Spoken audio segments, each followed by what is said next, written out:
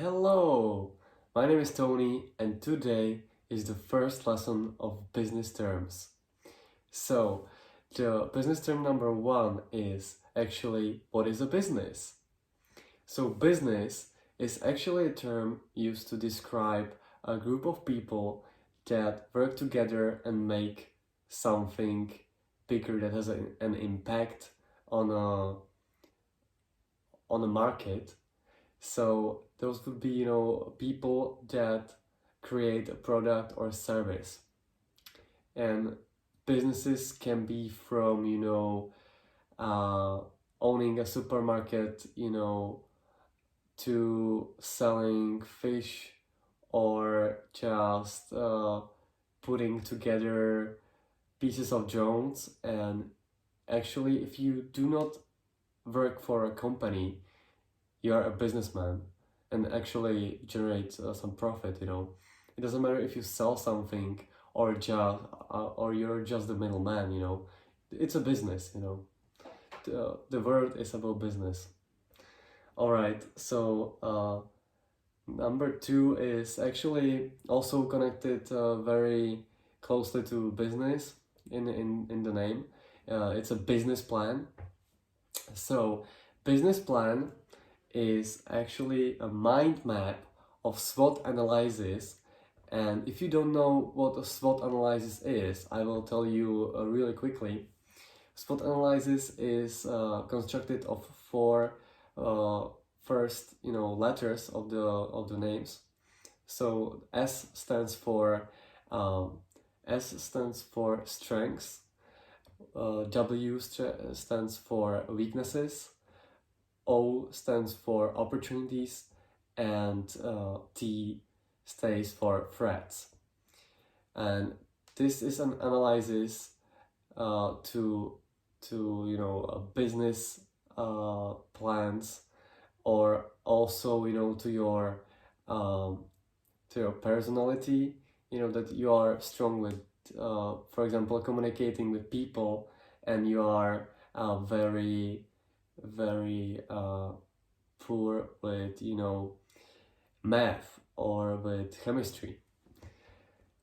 Business plan also involves the financial plan and targeted group, the object that you want to actually the subject that you want to actually sell, or it can be a service, it can be delivering something, for example, logistics.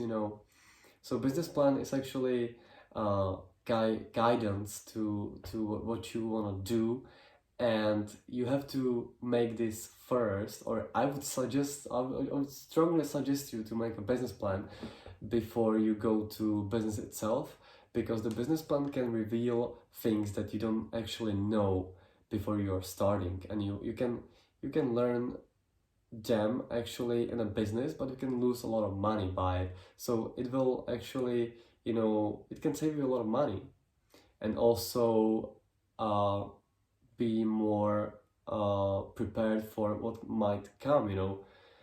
All right, let's get to the third point. So the third point is revenue, and this is a key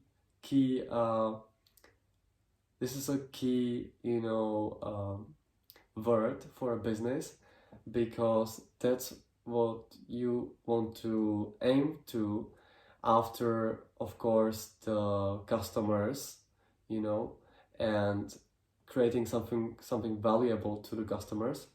It's revenue. So what is actually a revenue? Revenue is the profit that you make from your entrepreneurship, your business ideas. So revenue is just a profit. So all the expenses that you put into your entrepreneurship is subtracted, and it's just a profit itself. That's revenue, and that's a very key name that you need to know. And it's often annual, or it can be also monthly, but it's you can see that actually you don't see that many often, because companies hide it from people to see it, because of course companies want to, you know, get a little tricky on you and don't tell you how much they own, but they tell you how much, you know, how much money goes, you know, for example, to the workers that they have and stuff like this. The fourth term is assets, and the fifth one is liabilities. So those terms are actually the opposite. So assets are actually actives, and this is something that a company owns, and they rather bought it or they already had it, you know, and it's actually the key thing that generates their money. So they, for example, liability for a company is a car. You know, if they are delivering, you know, food, the car makes the money. The car is essential and crucial for the company to make money. So the opposite is liabilities, and liabilities are passives which take money from you. So it's all the loans, you know, you made with your company. Then it will be, you know, for example, the car that you bought, and you are getting a loan, you know. All right, let's move to point number 6, a term stakeholder. Maybe you have never heard that, and I chose it because I didn't know this term also, and I learned it today. So a stakeholder is somebody involved in a project. So if you are in a big company, if you're working for Google, Microsoft, you know, you would be involved in a project, and the bosses will say, oh, so this is actually stakeholder number 31. All right.